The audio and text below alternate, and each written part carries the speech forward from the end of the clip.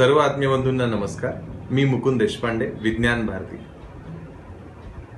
राष्ट्रीय शिक्षा नीती मंजूर झाल्याबद्दल सर्व कार्यकर्त्यांचे अभिनंदन।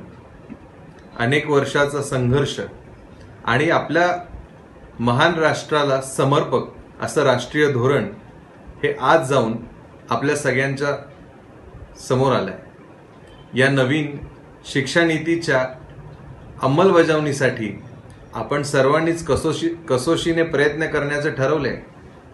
माननीय पंतप्रधानांनी सांगितल्याप्रमाणेच या शिक्षा नीतीचे वेगवेगळे आयाम अशा प्रकारच्या चर्चासत्रांमधून सर्वत्र मांडले जात आहेत। पण आज आपल्या विश्वसंवाद केंद्राचे विशेष आभार की त्यांनी विज्ञान केंद्रीभूत ठेवून आजच्या विषयाची निवड केली आहे। तसेच मला अतिशय आनंद होतोय आजचे प्रमुख वक्ते माननीय श्री जयंतराव सहस्रबुद्धे यांचा परिचय करून देताना।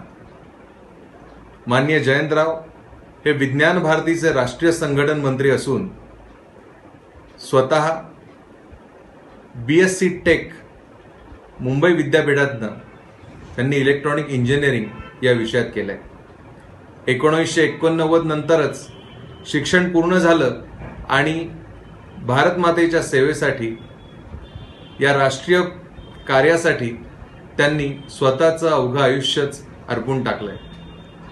भारतीय परंपरागत विज्ञान, आधुनिक विज्ञान, भारताच्या बांधणीसाठी आणि पुनर्बांधणीसाठी विज्ञानाची कशा प्रकारे घोडदौड झाली पाहिजे आणि त्यासाठी म्हणून आपल्या वैज्ञानिकांना, विज्ञान क्षेत्रात आणि शिक्षण क्षेत्रात काम करणाऱ्या वेगवेगळ्या संस्थांना एक ऊर्जेचा स्रोत म्हणून जयंतरावांचा परिचय आहेच।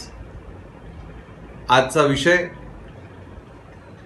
राष्ट्रीय शिक्षा नीती, उच्च शिक्षण आणि विज्ञान असा आहे। समत्व, स्वत्व आणि या दोन्हीच्या माध्यमातून आत्मनिर्भरतेकडे एका नवीन भारताच्या निर्मितीसाठी राजमार्गच या शिक्षा नीतीने बनवून दिलाय।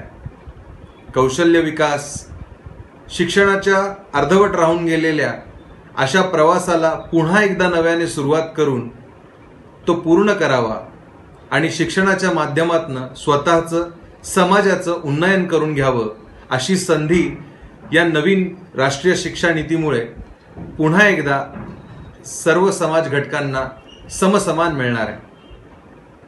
मी या निमित्ताने मला जे सांगावं असं वाटतं ते असं आहे की समत्वाचा आणि स्वत्वाचा हा मार्ग खरं तर स्वामी विवेकानंदांनी त्यांच्या कार्यकाळामध्ये अवघ्या विश्वाला भारताचा स्वतःचा असा एक, ज्याला मूळ विचार आपण म्हणूया, भारतीय परंपरेचा म्हणून याची ओळख करून दिली होती। योगायोगाने माननीय जयंतराव हे स्वामीजींच्या पदपथावर त्यांनी केलेल्या कार्याचा आणि जगामध्ये भारतीय विज्ञानाची, भारतीय अध्यात्माची जिथे जिथे म्हणून विजयोद्घोष जिथे जिथे त्याचा झाला आहे त्याचा परिचय सामान्य लोकांना, विद्यार्थ्यांना करून देण्यासाठी सतत कार्यरत असतात। विज्ञान भारतीच्या कामामध्ये ज्या प्रकारे आधुनिक आणि प्राचीन विज्ञानाची सांगड घालण्याचे अनेक प्रयत्न, नवीन आणि आधुनिक आव्हानांना सामोरं जाण्यासाठीचं लागणारं तंत्रज्ञान, यासाठीचे प्रकल्प, असे वेगवेगळे 12हून अधिक आयाम देशात आणि विदेशात जयंतरावांच्या नेतृत्वाखाली उभे राहिले। 27हून अधिक प्रांतामध्ये विज्ञान भारती काम करते। नव्या राष्ट्रीय धोरणामध्ये आज आपल्याला ज्या प्रकारे काम करायचं आहे त्या प्रकारच्या सर्व संधी आणि त्यामागे अतिशय बळकटपणे उभं असणारं हे धोरणांचं एक सूत्रबद्ध, रचनात्मक असं पाठबळ या सर्वांना घेऊन मला निश्चितच वाटतं की भारत हा येणाऱ्या काळामध्ये विश्वगुरू बनल्याशिवाय राहणार नाही। मी माननीय जयंतरावांना विनंती करतो की त्यांनी त्यांचे अमूल्य विचार आपल्या सर्वांना समोर मांडावे. देवगिरी विश्वसंवाद केंद्राच्या वतीने नवीनच घोषित झालेल्या राष्ट्रीय शैक्षणिक धोरणावर ही जी वेबसंवाद मालिका आयोजित करण्यात आली आहे, त्याचा आनंद घेणाऱ्या सर्व श्रोत्यांना मी हार्दिक अभिवादन करतो. आपण सगळेजण जाणतो की नुकतंच केंद्र शासनाने नवीन असं राष्ट्रीय शैक्षणिक धोरण घोषित केलं आणि या धोरणावर आज आपल्या देशामध्ये सर्वदूर खूप चांगली चर्चा सुरू झाली आहे. धोरण जाहीर झाल्यानंतर स्वाभाविकच ते धोरण समजून घेणं, आपल्या देशाच्या शिक्षणावर, आपल्या देशात ज्या पद्धतीने शिक्षण दिलं जातं त्या गोष्टींवर या शैक्षणिक धोरणाचे कसे परिणाम होतील हे प्रथम समजून घेणं सर्वांकरताच उद्बोधक आणि अत्यंत आवश्यक असणार आहे. तसंच स्वाभाविकच एक गोष्ट सगळ्यांच्या मनात येणार आहे, ती म्हणजे या धोरणाचं क्रियान्वयन, या धोरणाच्या अनुसार कार्यवाही कशी होणार आहे याच्याकडेही सर्वांचं लक्ष स्वाभाविकपणे वेधलं जाणार आहे. परंतु कार्यवाहीच्या आधी सर्वात महत्त्वाची जी गोष्ट असेल ती म्हणजे या राष्ट्रीय शैक्षणिक धोरणाची नीट समजूत आपण सर्वांनी मिळून करून घेणं आणि समाजामध्ये या राष्ट्रीय शैक्षणिक धोरणाविषयी एक प्रकारची जागरूकता समान पद्धतीने निर्माण करणं. विज्ञान भारतीचा कार्यकर्ता या नात्याने या राष्ट्रीय शैक्षणिक धोरणाचा आपल्या देशातल्या विज्ञान शिक्षणावर आणि आपल्या देशामध्ये जे विज्ञान तंत्रज्ञानाचं क्षेत्र आहे या क्षेत्रावर याचा कसा परिणाम होणार आहे याच्या संबंधीचा अभ्यास विज्ञान भारती म्हणून कार्यकर्ते करतायत. आणि आज मी तुम्हाला राष्ट्रीय शैक्षणिक धोरण आणि आपल्या देशातलं विज्ञान शिक्षण, राष्ट्रीय शैक्षणिक धोरण आणि आपल्या देशामध्ये विज्ञान तंत्रज्ञानाचं जे क्षेत्र आहे या दोन्हींवर कसा परिणाम होणार आहे याच्या संबंधात काही विचार सांगण्याचा प्रयत्न करणार आहे. आपल्याला सगळ्यांना माहिती आहे की सध्या जागतिक स्तरावर अनेक प्रकारच्या गोष्टी घडताना आपण पाहतोय. कोरोनाच्या या संकट काळामधनं आपण सध्या आत्ता चाललोय आणि या काळामध्ये गेल्या 4 महिन्यात अनेक प्रकारचे विविध कार्यक्रम, विविध घटना, विविध दिन आपण साजरे केले. उदाहरणार्थ 5 जूनला एक वैश्विक पर्यावरण दिन साजरा झाला. यावर्षी त्या पर्यावरण दिनाची मध्यवर्ती कल्पना जैवविविधता अशी होती आणि या जैवविविधतेसंबंधीची चर्चा केवळ आपल्याच देशात नाही तर जागतिक स्तरावर झाली. त्यामध्ये एक गोष्ट प्रकर्षाने अशी लक्षात आली की जैवविविधता जर या जगामध्ये चांगल्या पद्धतीने टिकून राहिली तर संक्रामक रोगांना आणि त्या संक्रामक विषाणूंच्या प्रसाराला ती आळा घालू शकते. अत्यंत चांगल्या पद्धतीने नैसर्गिक प्रतिबंध या संक्रामक विषाणूंकरता तयार स्वाभाविकपणे होतो. अशा प्रकारची गोष्ट त्यामध्ये लक्षात आली. पण आपण सगळेजण जाणतो की सध्या आपण सगळेच जण या जगामध्ये पर्यावरणाच्या सगळ्या या संकटांचा सामना करायचा प्रयत्न करतोय. विविध गोष्टी त्यातून पुढे येत आहेत. म्हणून आत्ता जागतिक पातळीवरचा विचार केला तर अनेक गोष्टी सतत बदलत असलेल्या आपल्याला पाहायला मिळत आहेत. विज्ञानाच्या क्षेत्रामध्ये अनेक नवीन नवीन शोध सतत लागत असतात. ते नवीन नवीन शोध आपल्याला कुठच्या तरी नवीन गोष्टी आपल्यासमोर आणून ठेवतात. पण त्याचबरोबर असं लक्षात येतं की या नवीन गोष्टींमुळे याच्या काही थोड्या भूतकाळामध्ये, अगदी नजीकच्या भूतकाळामध्ये विज्ञानानेच आपल्याला काही गोष्टी सांगितल्या, त्या गोष्टींना छेद दिला जातो. अशा अनेक गोष्टी गेल्या काही वर्षात आपण सगळेजण अनुभवतोय. आणि म्हणून आपल्याला असं लक्षात येईल की एक अत्यंत बदलती परिस्थिती केवळ आपल्याच देशात नाही तर जागतिक पातळीवर आपल्याला सगळ्यांना अनुभवायला मिळते.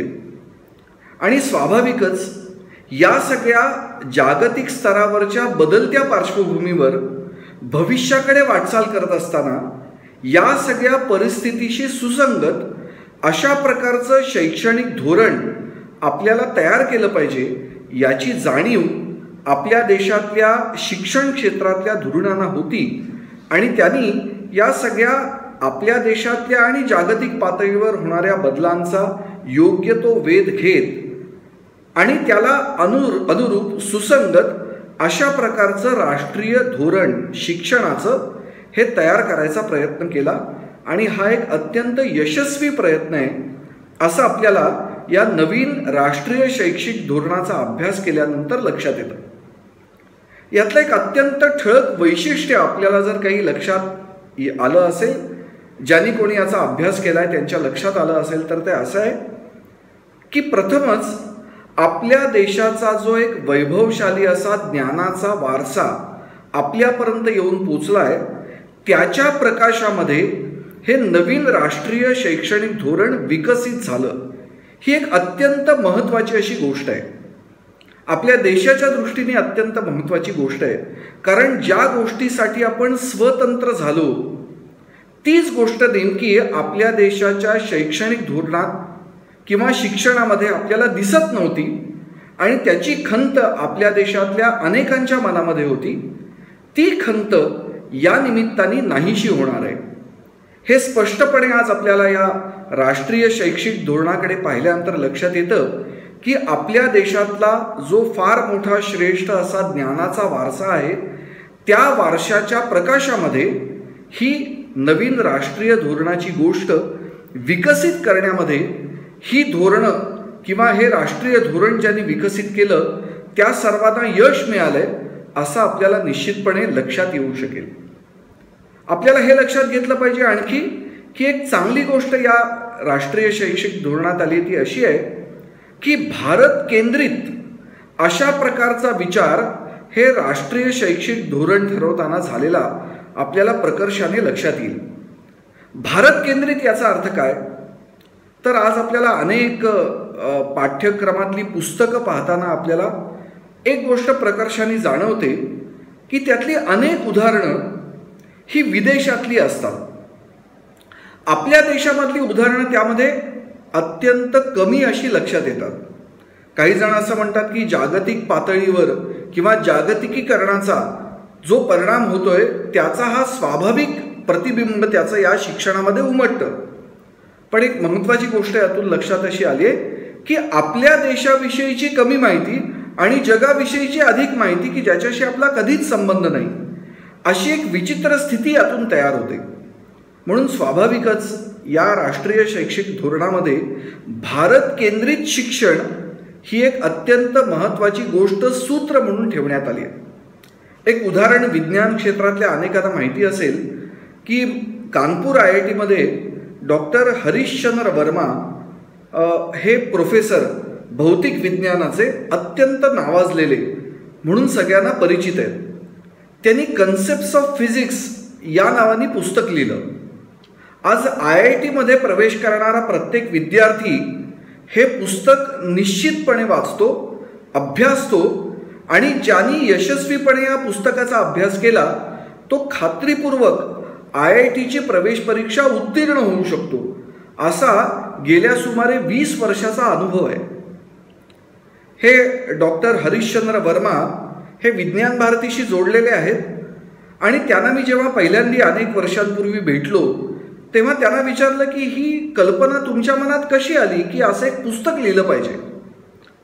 तर ते असं म्हणाले की मी स्वतः भौतिक विज्ञानाचा अभ्यास केला, त्यावेळेला जी पुस्तकं होती ती सगळी विदेशी लेखकांनी लिहिलेली पुस्तकं होती आणि स्वाभाविकच त्याच्यामध्ये जी उदाहरणं यायची ती सगळी विदेशातली उदाहरणं असायची.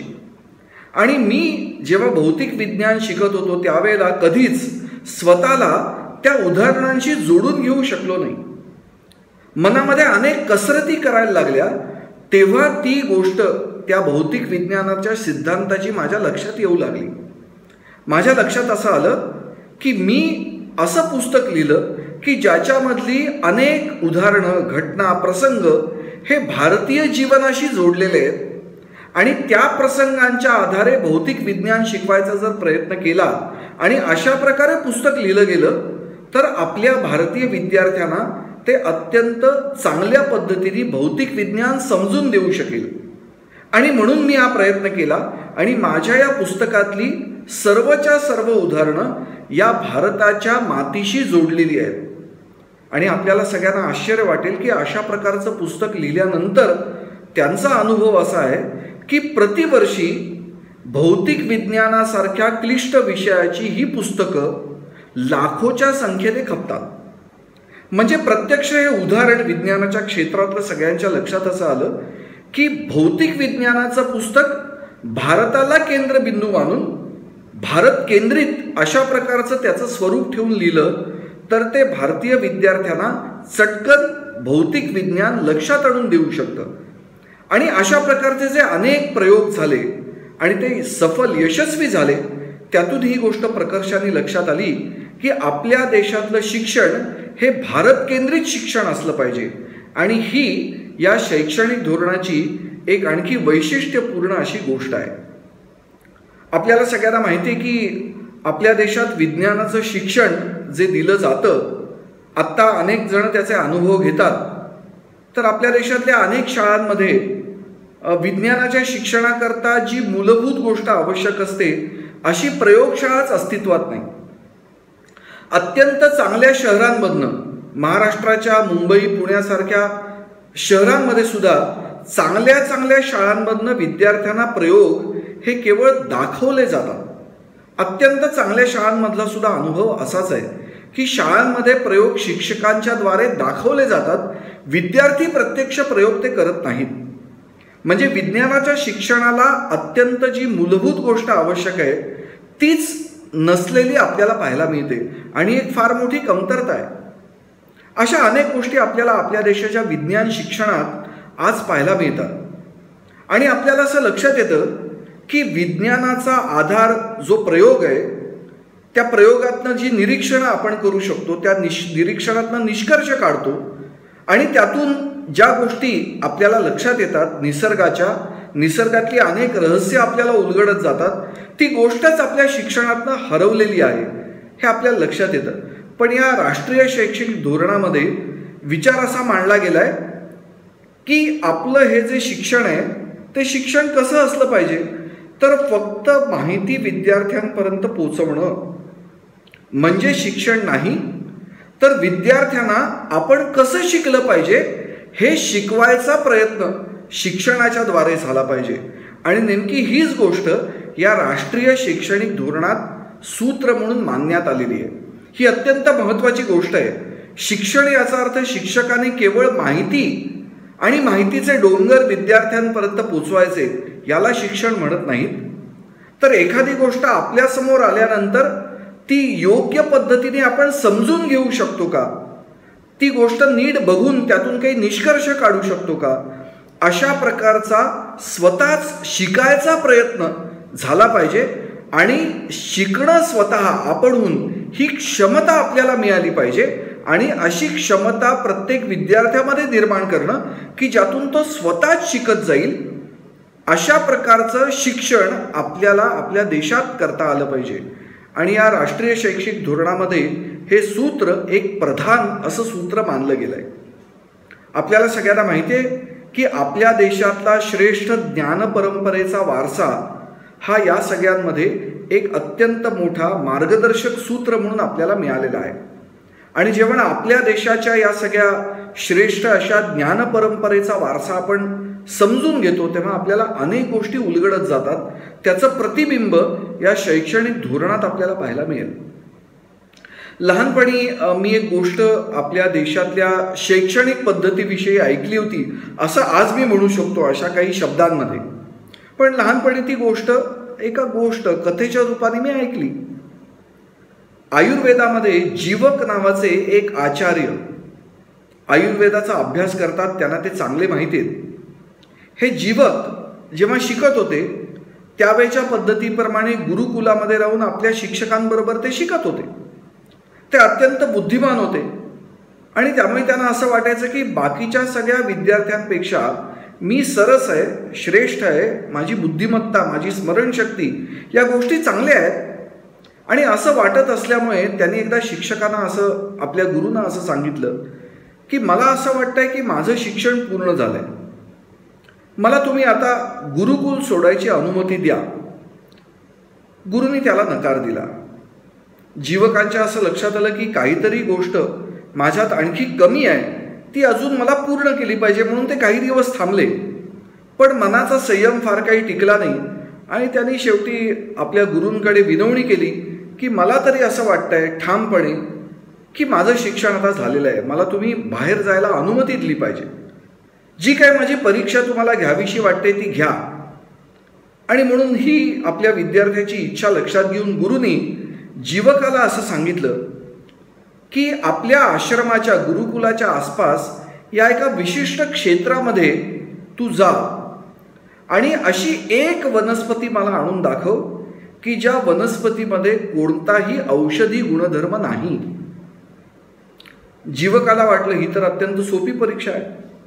आयुर्वेदाचं एवढं मोठं शिक्षण मी घेतलंय, मला सर्व औषधी वनस्पतींची माहिती आहे आणि माझ्या डोळ्याखालनं या सगळ्या वनस्पती गेल्या आहेत. मी जेव्हा या क्षेत्रात फिरीन तर अशी मला वनस्पती मिळणारच नाही की ज्याच्यामध्ये असा औषधी गुण नाही, मी सहजपणे हे करू शकतो.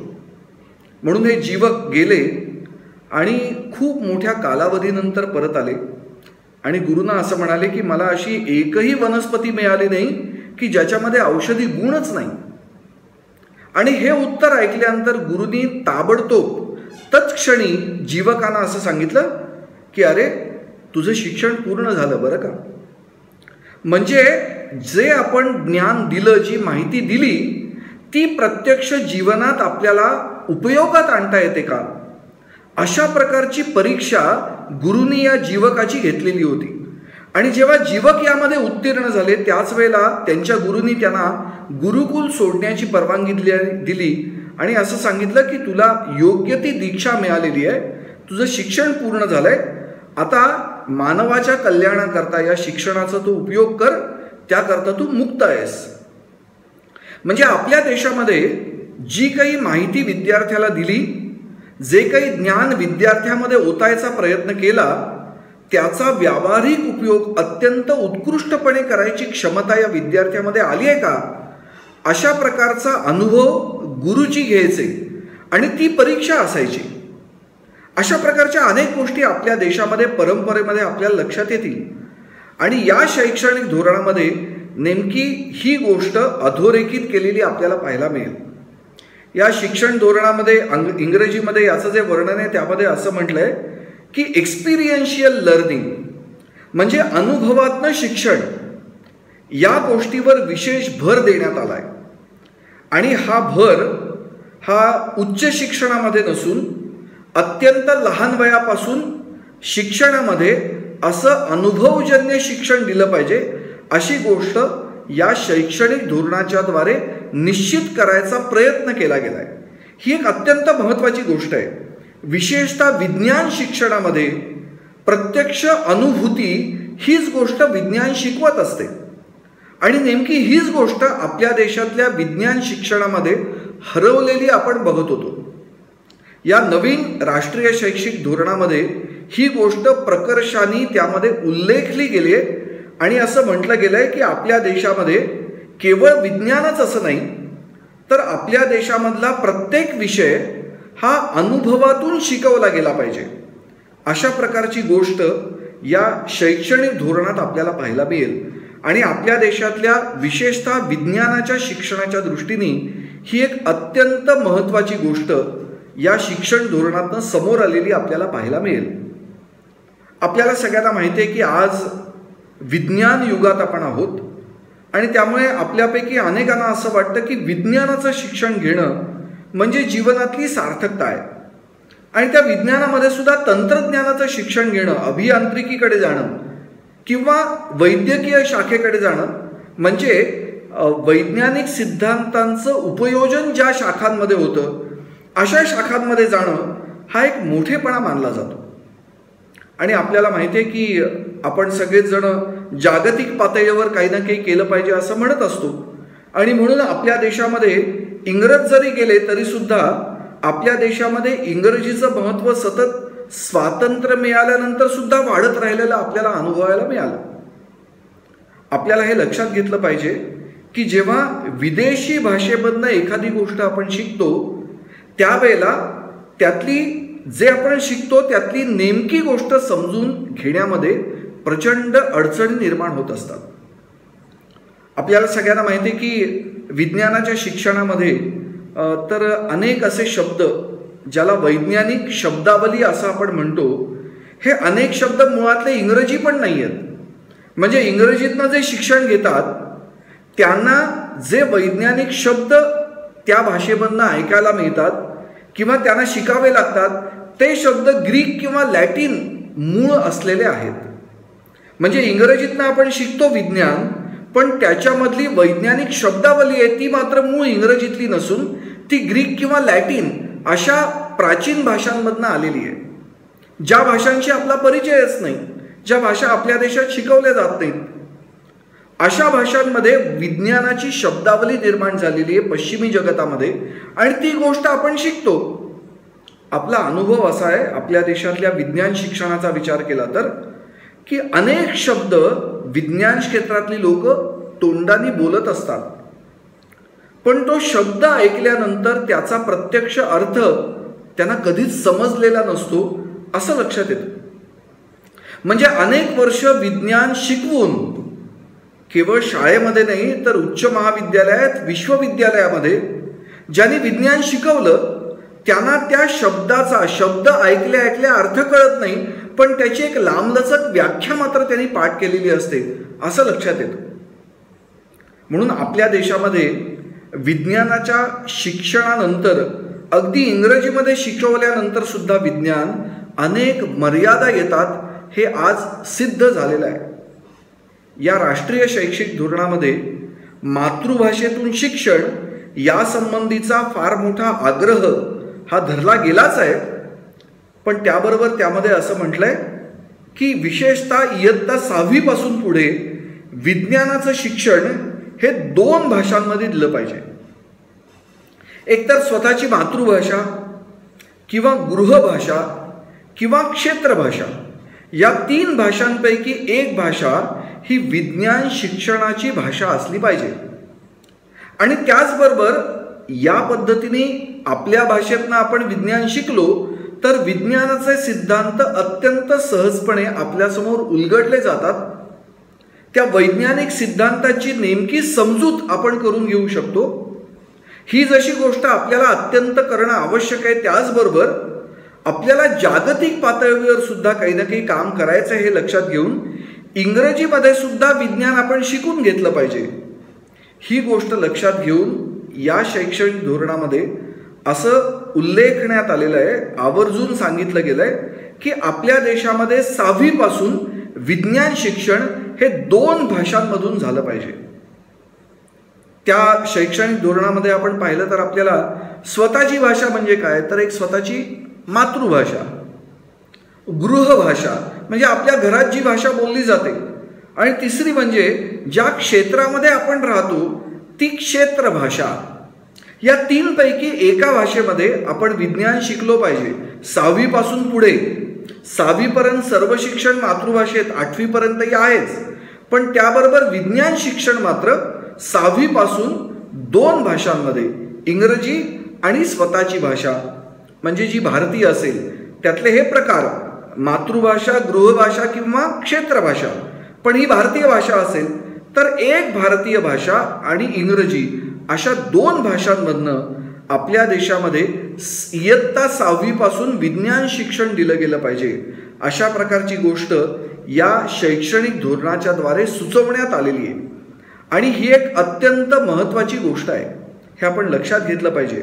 आणि यातूनच आपल्या देशातल्या विज्ञान शिक्षणावर फार मोठा बदल घडणार आहे. यातून हे आपण सर्वांनी लक्षात अवश्य ठेवूया, कारण जोपर्यंत विज्ञान आपल्या स्वतःच्या भाषेतून आपण शिकत नाही तोपर्यंत आपल्याला त्या विज्ञानातल्या सिद्धांतांची नीट माहिती होऊ शकत नाही, त्याची उकल होऊ शकत नाही, हे लक्षात आलंय.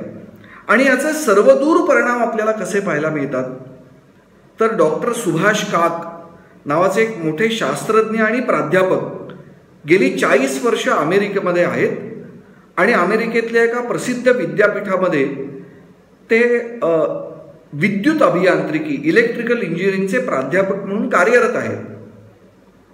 ते आपल्या देशाच्या पंतप्रधानांची जी वैज्ञानिक सल्लागार समिती आहे त्याचे ते सदस्य आहेत.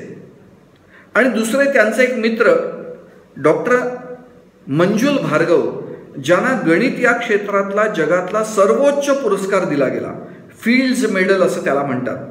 गणितामधल्या लोकांना नोबेल पुरस्कार दिला जात नाही, तर 4 वर्षातून एकदा वयाच्या 40च्या आधी गणितामध्ये ज्यांनी सर्वोच्च कामगिरी केली अशांना हा फील्ड्स मेडल हा पुरस्कार दिला जातो. आणि हा मंजुल भार्गवना मिळाला. ज्यांना माहिती असेल, त्यांना माहिती असेल की मंजुल भार्गवांचं संस्कृत प्रेम हे त्यांनी स्वतःला हा पुरस्कार मिळाल्यानंतर प्रकटपणे सांगितलं. तर या दोघांचे अनुभव असे आहेत की अमेरिकेमध्ये IT क्षेत्रामध्ये जे विद्यार्थी अनेक देशांमधून जातात, अमेरिकन प्राध्यापक कोरिया आणि चीन या 2 देशांमधून आलेल्या विद्यार्थ्यांना स्वतःच्या विभागामध्ये सर्वाधिक पसंती देतात. याचं कारण काय लक्षात आलंय, तर त्यांचं कारण ते असं सांगतात की हे कोरिया किंवा चीनमधनं आलेले जे विद्यार्थी आहेत ते पदवी परीक्षेपर्यंत त्यांच्या स्वतःच्या भाषेत शिक्षण घेतात आणि म्हणून त्यांना तर्कपूर्ण विचार करण्याची क्षमता अधिक लाभते. आणि म्हणून भारतीय विद्यार्थ्यांपेक्षा, कारण भारतीय विद्यार्थी इंग्रजीमध्ये शिक्षण घेतात आणि त्यांच्यापेक्षा हे मातृभाषेत शिक्षण घेतलेले विद्यार्थी अधिक क्षमतावान असतात, म्हणून आम्ही त्यांना स्वीकारतो. अशा प्रकारची गोष्ट आज अमेरिकेमध्ये स्वाभाविकपणे अनुभवायला येते. म्हणून आपण हे लक्षात घेतलं पाहिजे की आपण आपल्या स्वतःच्या भाषेतून अधिकाधिक वरच्या इयत्तांपर्यंत विज्ञान जितकं शिकू तितकं विज्ञानामध्ये आपण अधिक श्रेष्ठ ठरू शकतो. हे सूत्र आपल्याला सगळ्यांना लक्षात ठेवलं पाहिजे. आणि हे सूत्र लक्षात ठेवूनच या शैक्षणिक धोरणामध्ये मातृभाषेतलं 8वी पर्यंत शिक्षण आणि विज्ञानाचं शिक्षण 6वी पासून पुढे जोपर्यंत संभव आहे तोपर्यंत 2 भाषांमध्ये अशा प्रकारचं एक सूत्र देण्यात आलेलं आहे. आणि हे नक्कीच आपल्या देशातल्या विज्ञान शिक्षणावर दूरगामी परिणाम करणारं अशा प्रकारचं सूत्र आहे. हे आपण सगळ्यांनी निश्चित लक्षात ठेवूया. याचा खूप मोठा परिणाम भारताच्या भविष्यावर होणार आहे. भारताला विज्ञान तंत्रज्ञानाच्या क्षेत्रामध्ये अग्रेसर व्हायचं असेल तर आपल्या देशातलं विज्ञान शिक्षण हे आपल्या भाषेमध्ये झालं पाहिजे. हे आपण लक्षात ठेवूया. विज्ञानाचा दृष्टिकोन विज्ञानाच्या उत्कृष्ट शिक्षणातून निर्माण होतो, पण विज्ञानाचं उत्कृष्ट शिक्षणच झालं नाही तर जीवनामध्ये वैज्ञानिक दृष्टिकोनच तयार होत नाही. आणि या ठिकाणी आपण वंचित राहिलो हे आपल्या लक्षात येईल. म्हणून या शैक्षणिक धोरणामधनं ही गोष्ट योग्य पद्धतीने सांभाळायचा प्रयत्न केला गेलाय आणि याचे निश्चित दूरगामी परिणाम आपल्या देशातल्या विज्ञान शिक्षणावर होणार आहेत. हे आपण सर्वांनी आवर्जून लक्षात घेतलं पाहिजे. आधी ज्याचा मी उल्लेख केला त्याचा या गोष्टींशी सांगड घालायचा प्रयत्न झालाय की जसं आपल्या भाषेतनं आपण विज्ञान शिकू, दुसरं ते अनुभवातनं शिकू. आणि विज्ञानाच्या दृष्टीने अत्यंत महत्त्वाची गोष्ट आहे. इतिहास, कला या गोष्टी तर अनुभवातनं शिकणं आवश्यक आहेच, पण विज्ञान हे अनुभवातनं शिकणं याच्यापेक्षा वेगळं अधिक चांगलं शिक्षण विज्ञानाचं असूच शकत नाही. हे अनुभवाने सर्वदूर जगामध्ये लक्षात आलंय. आणि म्हणून आपण एका नवीन गोष्टीकडे वाटचाल करतोय विज्ञाना शिक्षणाच्या दृष्टीने. हे आपण सर्वांनी लक्षात घेऊया. आपल्याला सगळ्यांना हे लक्षात घेतलं पाहिजे की आणखी एक महत्त्वाची गोष्ट या शिक्षण धोरणाने सांगितलेली आहे की जसं आपण आपल्या देशामध्ये वर जातो, उच्च शिक्षणाकडे जातो, त्यावेळेला सुद्धा आपल्याला हे लक्षात येतं की सैद्धांतिकदृष्ट्या आपल्या देशामध्ये हे शिक्षण उत्कृष्ट दिलं जातं. म्हणजे आपल्या देशातले अनेक विद्यार्थी विज्ञान ऑलिम्पियाडमध्ये सहभागी व्हायला जात असतात आणि आपले विद्यार्थी त्या ठिकाणी सैद्धांतिक बाजू अत्यंत चांगली असल्यामुळे खूप चांगल्या पद्धतीने यश मिळवतात. पण एकूण विज्ञान ऑलिम्पियाडमध्ये आपले विद्यार्थी पाठी राहतात याचं कारण असं अन्य देशांच्या तुलनेत, कारण आपल्याकडे विज्ञान शिक्षण हे फक्त सैद्धांतिक रूपाने दिलं जातं, त्याला प्रयोगाची जोड ही दिली जात नाही आणि त्यातून आपले विद्यार्थी पाठी पडतात. हे शालेय विद्यार्थी जे शालेय ऑलिम्पियाडमध्ये जातात तिथेच लक्षात येतं. हा आपल्या देशातल्या विज्ञान शिक्षकांचा एक विलक्षण अनुभव आहे. असाच अनुभव पुढे काय येतो तर आपल्या देशामध्ये जे विज्ञान तंत्रज्ञान आणि संशोधन क्षेत्र आहे त्या क्षेत्रामध्ये सुद्धा आपल्या देशामध्ये नेत्रदीपक अशा प्रकारची कामगिरी होऊ शकली नाही. आजही आपल्या मनामध्ये एक खंत अशी आहे की आपल्या देशामध्ये विज्ञान क्षेत्रामध्ये नोबेल पुरस्कार मिळवणारे एकमात्र शास्त्रज्ञ आहेत ते म्हणजे चंद्रशेखर वेंकटरामन. आणि आपल्याला सगळ्यांना माहिती आहे की त्यांना हा जो पुरस्कार मिळाला तो आपला देश स्वतंत्र होण्यापूर्वी मिळाला. 1928 साली त्यांनी जो शोध लावला त्याच्याकरता 1930 साली त्यांना नोबेल पुरस्कार मिळाला. पण स्वतंत्र भारतामध्ये आज आपल्या देशामध्ये असं संशोधन होऊ शकलं नाही की ज्यामुळे आपल्या देशातल्या शास्त्रज्ञाला नोबेल पुरस्कार प्राप्त होऊ शकेल. ही एक अत्यंत गंभीर गोष्ट आहे आणि याची एक सल सुद्धा आपल्या सर्वांच्या मनामध्ये आहे. असं का घडलं तर अनेक गोष्टींमधनं आपल्याला हे लक्षात आलं की आपल्या देशातलं शालेय शिक्षणच नाही तर उच्च शिक्षण सुद्धा हे प्रयोगाशी फारकत असलेलं आहे. आणि म्हणून या शैक्षणिक धोरणामध्ये एक अत्यंत महत्त्वाची गोष्ट अशी करण्यात आली आहे की उच्च शिक्षणाला सैद्धांतिक दृष्टीने कसं स्वाभाविकपणे आपण शिकत जातो ती गोष्ट असलीच पाहिजे, पण आपल्या विद्येच्या प्रत्येक शाखेमध्ये संशोधन करायची गोष्ट ही उच्च शिक्षणामध्ये जोडली गेली पाहिजे अनिवार्यपणे, असा विचार या शिक्षण धोरणामध्ये मांडला गेला. आणि म्हणून त्यांनी राष्ट्रीय संशोधन आयोग हा तयार केलेला आहे आणि त्याच्याकरता खूप मोठा निधी केंद्र शासनाने दिला आहे. आणि हा जो निधी दिलेला आहे तो शिक्षणामध्ये जे संशोधन करतील त्यांच्याकरता उपलब्ध होणार आहे. ही एक अत्यंत महत्त्वाची गोष्ट आहे. अन्यथा आत्ता आपल्या देशामध्ये शिक्षण चालू असताना संशोधनाकरता निधी उपलब्ध होणं ही एक अत्यंत दुष्कर अशी गोष्ट आहे. शिक्षण पूर्ण झाल्यानंतर आपल्या देशातल्या ज्या संशोधन संस्था आहेत त्याच्यामध्ये प्रवेश मिळाला तर संशोधनाकरता योग्य तो निधी उपलब्ध होतो आणि मगच संशोधन करता येतं. आज ही गोष्ट आपण दुरुस्त करणार आहोत आणि शिक्षण चालू असतानाच म्हणजे पदवीचं शिक्षण घेत असताना, पदव्युत्तर शिक्षण घेत असताना आणि PhD करता अत्यंत वरच्या पातळीवरचं शिक्षण घेत असताना सुद्धा संशोधन हा या सगळ्या शिक्षण क्रमाचा एक अविभाज्य भाग असेल अशा प्रकारची गोष्ट निश्चित करण्यामध्ये ही राष्ट्रीय शैक्षणिक धोरण यशस्वी झालेलं आहे असं आपल्याला लक्षात येईल. ही एक अत्यंत महत्त्वाची गोष्ट असणार आहे, कारण आपल्या देशामध्ये हे लक्षात आलं होतं की सैद्धांतिक शिक्षण आणि संशोधन याच्यामध्ये खूप अंतर पडलेलं आहे आणि हे अंतर संपवण्याचा प्रयत्न आणि या दोन गोष्टी जवळ आणण्याचाही, एवढंच नाही तर या गोष्टी एकत्र करण्याचा प्रयत्न आपल्या देशामध्ये होतोय. ही एक अत्यंत स्वागतार्ह अशी गोष्ट आहे. आणखी एक गोष्ट विज्ञान क्षेत्रामध्ये आपल्याला प्रकर्षाने आपल्या देशात जाणवते ती अशी की आपल्या देशात अत्यंत चांगलं संशोधन करणारे संशोधक आहेत, शास्त्रज्ञ आहेत, पण त्यांनी केलेल्या संशोधनाचा समाजामध्ये प्रत्यक्ष उपयोग होतो असं फार चांगल्या पद्धतीने होताना आढळत नाही.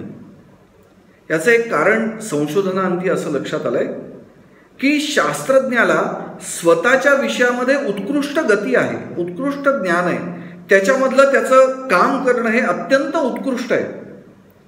पण अशी गोष्ट समाजामध्ये नेत असताना ज्या गोष्टींचं ज्ञान असलं पाहिजे त्या गोष्टींची कमतरता त्याच्या सगळ्या ज्ञान प्राप्तीमध्ये झालेली आहे असं लक्षात येतं. उदाहरणार्थ, एखादं तंत्रज्ञान विकसित केल्यानंतर ते समाजामध्ये द्यायचं असेल तर त्याचं अर्थकारण नीट आपल्याला सांभाळावं लागतं. म्हणजे एखादी अत्यंत चांगली गोष्ट आहे पण ती इतकी महाग आहे की समाज त्याचा स्वीकारच करू शकत नाही, तर ते कितीही चांगलं संशोधन असलं तरी सुद्धा प्रत्यक्ष समाजामध्ये ते क्रियान्वित होत नाही. आणि आपल्या देशामध्ये या गोष्टी लक्षात येत आहेत.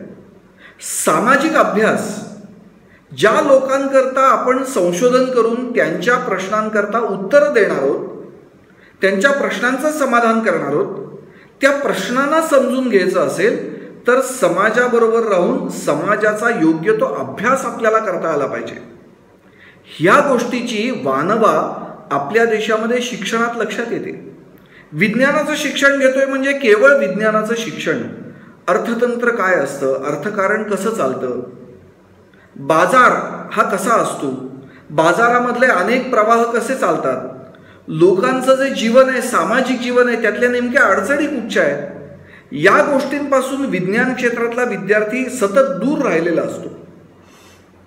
पण या शिक्षण धोरणामध्ये एकात्म विकास विद्यार्थ्याचा व्हावा अशा प्रकारची तरतूद करण्यात आलेली आहे.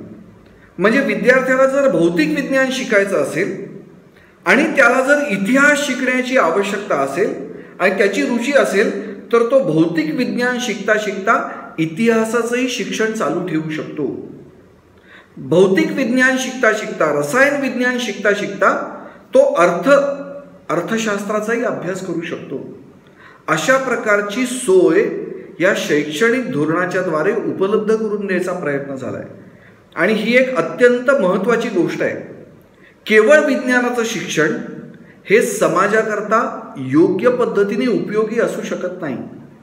त्याला जर या सगळ्या गोष्टींची जोड मिळाली तर विज्ञानाच्या क्षेत्रात निपुण होणारा असा हा व्यक्ती हा जीवनाच्या अन्य सगळ्या आयामांना सुद्धा नीट समजून घेऊ शकतो आणि त्यातून त्याचं जे विज्ञान करणं, विज्ञान संशोधन करणं हे अत्यंत उपयोगी होऊ शकतं समाजाला, याची निश्चित खात्री आपल्याला बाळगता येऊ शकते. आणि असं ज्या वैज्ञानिकांना, शास्त्रज्ञांना असा एक स्वाभाविक एकात्मिक या सगळ्या जगाचा, समाजाचा अनुभव होता, त्यांनी केलेलं कामच समाजामध्ये नीट उतरू शकलं. म्हणून आपल्या देशामध्ये या शैक्षणिक धोरणामध्ये ही गोष्ट आवर्जून समाविष्ट करायचा प्रयत्न झालाय की विज्ञानाचं शिक्षण घेता घेता आपण अन्य गोष्टींचंही शिक्षण आवर्जून घेतलं पाहिजे आणि त्यातून आपण एक एकात्म दृष्टी स्वतःची निर्माण केली पाहिजे. आपल्या देशातल्या विज्ञान तंत्रज्ञान क्षेत्रामध्ये आमूलाग्र बदल घडवणारी अशा प्रकारची ही गोष्ट आहे. म्हणून अशा अनेक गोष्टी आपल्याला या शैक्षणिक धोरणामध्ये पाहायला मिळतील आणि अशा सगळ्या गोष्टी या अत्यंत स्वागतार्ह अशा गोष्टी आहेत. आपल्या देशातल्या विज्ञानाच्या शिक्षणावर याचा जसा अत्यंत चांगला परिणाम होणार आहे, तसाच या शिक्षणाच्या पद्धतीतनं निर्माण झालेला विद्यार्थी ज्याला एक एकात्म दृष्टी मिळाली, जीवनाकडे सर्वांगीण पाहायचा ज्याला एक क्षमता ज्याची प्राप्त या शिक्षणातनं झालेली आहे, असा शास्त्रज्ञ आपल्या देशाकरता काही स्वतंत्रपणे उत्कृष्ट कामगिरी करू शकतो. आणि हीच गोष्ट या शिक्षण पद्धतीतनं होताना आपल्याला पाहायला मिळणार आहे. अशा प्रकारे आपण या शिक्षण धोरणाचा विचार केला, त्याच्या तपशिलामध्ये गेलो तर आपल्याला या गोष्टी सहजपणे लक्षात येतील. आणखी एका गोष्टीचा स्वाभाविक विचार या शिक्षण धोरणामध्ये करायचा प्रयत्न झाला आहे, तो असा आहे की विकसित झालेल्या तंत्रज्ञानाचा वापर शिक्षणामध्ये आपल्याला कसा करता येईल. आपण जे शिक्षण देतोय ते देताना तंत्रज्ञानाचा वापर करून ते आपल्याला अधिक परिणामकारक पद्धतीने देता येईल का, याच्याकरताही योग्य ती तरतूद करावी असा आग्रह या शैक्षणिक धोरणामध्ये धरण्यात आलेला आहे. आणि ही अत्यंत महत्त्वाची गोष्ट आहे. या कोरोनाच्या काळामध्ये आपण पाहतोय की सध्या अनेक शाळा, महाविद्यालयं ही या ऑनलाईन पद्धतीनेच चाललेली आहेत. स्वाभाविकच आपल्याला ही गोष्ट जर आत्ता आपल्या जीवनात उतरवायची असेल तर या गोष्टीमध्ये आपल्याला अत्यंत चांगलं कौशल्य आत्मसात केलं पाहिजे. म्हणून याचा नेमका उल्लेख या शैक्षणिक धोरणात आपल्याला मिळतो की आपण नवीन नवीन जे तंत्रज्ञान विकसित होत आहे त्या तंत्रज्ञानाचा वापर शिक्षणामध्ये कसा करता येईल याचा विचार केला पाहिजे. आणि त्या दृष्टीने प्रोत्साहन या शैक्षणिक धोरणात देण्यात आलं आहे. ही एक अत्यंत महत्त्वाची गोष्ट आहे. तंत्रज्ञानामध्ये सतत बदल घडत आहेत. पण या बदलणाऱ्या तंत्रज्ञानाचा सतत मागोवा घेत त्याचा उपयोग करून शिक्षण हे अधिक प्रभावी पद्धतीने आपल्याला कसं देता येऊ शकतं याचा विचार केला गेला पाहिजे, असा आग्रह धरण्यात आला आहे. आणखी एका गोष्टीचा विचार या शिक्षण पद्धतीमध्ये, धोरणामध्ये करण्यात आला आहे, तो असा आहे की विविध प्रकारची कौशल्य विद्यार्थ्यांमध्ये विकसित झाली पाहिजे. आपल्याला कदाचित उदाहरणं माहिती असतील की ज्या चंद्रशेखर वेंकटरमणांचा उल्लेख आपण केला, ऐकला आणि ज्यांना नोबेल पुरस्कार मिळाला असं आपण म्हटलं, त्यांनी जे उपकरण बनवलेलं होतं ते त्यांनी स्वतः कलकत्त्यामध्ये त्या प्रयोगशाळेमध्ये Indian association for cultivation of सायन्सेसमध्ये त्यांनी हा शोध लावला. कलकत्त्याच्या काही कारागिरांकडूनच त्यांनी स्वतःचं उपकरण बनवून घेतलं. ही एक अत्यंत महत्त्वाची गोष्ट आहे. म्हणजे केवळ विज्ञान नाही, मला केवळ सैद्धांतिक विज्ञान माहिती आहे असं नाही, तर उपकरण करायचं जर असेल तर ते उपकरण कसं केलं जाऊ शकतं, त्याच्याकरता कुठच्या धातूचा वापर केला पाहिजे, त्याच्याकरता अभियांत्रिकीचं कौशल्य असलं पाहिजे, ते कसं असलं पाहिजे, हे सुद्धा आपल्या देशातल्या विज्ञान शिक्षणाचा एक अविभाज्य अंग असलं पाहिजे. जगदीशचंद्र बसू हे भौतिक विज्ञानाचे प्राध्यापक होते, पण त्यांनी निर्माण केलेली उपकरणं ही अत्यंत अचूक असं अभ्यास किंवा अनुभव नोंदवणारी ती उपकरणं होती. आणि याच्याकरता संपूर्ण जगामध्ये जगदीशचंद्र बसूंची वाहवा झाली. जगदीशचंद्र बसूंनी अत्यंत संवेदनशील अशी उपकरण बनवलेली होती. आश्चर्य वाटतं की भौतिक विज्ञानाचा, सैद्धांतिक भौतिक विज्ञानाचा प्राध्यापक पण स्वतःच्या प्रयोगाला लागणारी उपकरणं स्वतःच निर्माण करायचा. आज ही गोष्ट आपल्याला विज्ञानाच्या क्षेत्रात अभावानेच दिसते. सगळे शास्त्रज्ञ त्यांना स्वतःला जर काही प्रयोग करायचा असेल तर उपकरण कुठचं याचा शोध घेत असतात.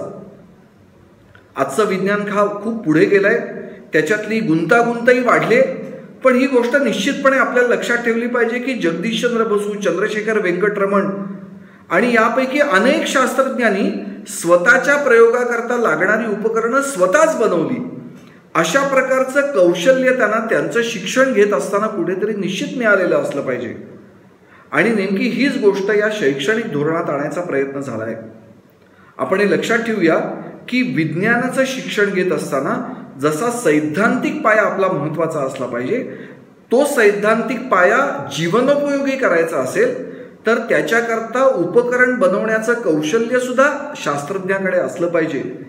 ही गोष्ट लक्षात ठेवून या शैक्षणिक धोरणामध्ये प्रत्यक्ष शालेय शिक्षण होत असतानाच विविध कौशल्यांचा विकास कसा होईल याचा विचार करण्यात आलाय. आणि ही सुद्धा विज्ञान तंत्रज्ञानाच्या क्षेत्राच्या दृष्टीने एक अत्यंत महत्त्वाची अशी गोष्ट या शिक्षण धोरणातनं साध्य करायचा विचार झालाय. अशा प्रकारच्या काही महत्त्वाच्या गोष्टी या शिक्षण धोरणात आपल्याला पाहायला मिळतात. आणि आजचं विज्ञान शिक्षण आणि आजचं आपल्या देशातल्या विज्ञान तंत्रज्ञान क्षेत्राचं रूप आणि तिथली परिस्थिती आपण पाहिली. आणि त्या पार्श्वभूमीवर आपण जर या नवीन राष्ट्रीय शैक्षणिक धोरणामध्ये विज्ञानाच्या शिक्षणाशी निगडित अशा जर गोष्टी पाहिल्या तर आपल्याला सुखद धक्का बसतो. एका अर्थाने जी सुखद भावना राष्ट्रीय शैक्षणिक धोरण वाचल्यानंतर लक्षात येते, त्यातून एक असा विश्वास निर्माण होतो की या सगळ्या गोष्टींच्या क्रियान्वयनामुळे आपल्या देशातलं विज्ञान शिक्षण हे अधिक चांगलं होईल आणि त्याचा स्वाभाविक परिणाम आपल्या देशाच्या विज्ञान तंत्रज्ञान क्षेत्रावर होईल. आणि या विज्ञान युगामध्ये, आधुनिक जगतामध्ये, भविष्यामध्ये आपण अत्यंत एका चांगल्या दिशेने वाटचाल करू. आपला देश केवळ स्वावलंबीच होईल असं नाही, आत्मनिर्भर होऊच एवढ्यापुरतं मर्यादित नाही, तर आपल्याला हे लक्षात घेतलं पाहिजे की आत्मनिर्भरता ही आपल्याला सर्वांना एका जगामध्ये वेगळ्या उंचीवर घेऊन जाईल. आत्मनिर्भरतेसाठी आत्मविश्वास आवश्यक असतो. तो आत्मविश्वास आपल्या देशातली श्रेष्ठ वैज्ञानिक परंपरा लक्षात आल्यानंतर प्रत्येक विद्यार्थ्याच्या मनामध्ये निर्माण होईल आणि आत्मविश्वासच आपल्याला सर्वांना आत्मनिर्भर बनवू शकेल. अशा प्रकारचा एक सहज भाव या नवीन राष्ट्रीय शैक्षणिक धोरणातनं आपल्याला अनुभवायला येतो. म्हणून आपण सर्वांनी, विशेषतः विज्ञान क्षेत्रातल्या लोकांनी या नवीन राष्ट्रीय शैक्षणिक धोरणाचा नीट अभ्यास केला पाहिजे. कारण हा अभ्यास आपण चांगल्या पद्धतीने केला, त्यातल्या सगळ्या बारकाव्यांचा नीट तपशील लक्षात घेतला, तर आपल्या देशामध्ये शिक्षणामध्ये विज्ञान म्हणून जो भाग येतो तो अधिक चांगला करता येईल. आणि याच नेमक्या दिशेने आपण सर्वांनी वाटचाल केली पाहिजे असं स्वाभाविकपणे आपल्याला सर्वांना वाटतंय. म्हणून त्याचा प्रारंभिक भाग म्हणून आपण नवीन राष्ट्रीय शैक्षणिक धोरण नीट समजून घेऊया. त्याचे परिणाम विज्ञान क्षेत्रावर कसे होतील याचाही नीट विचार करूया. मला असं वाटतं की या दिशेने आपण सर्वांनी वाटचाल करावी, जी आपल्या देशाला निश्चित हितावह असेल. धन्यवाद.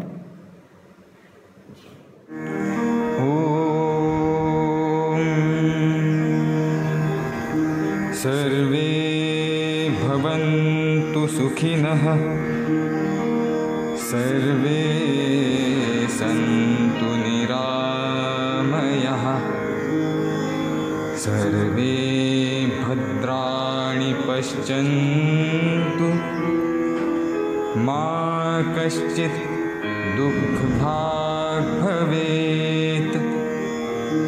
ॐ शान्तिः शान्तिः शान्तिः.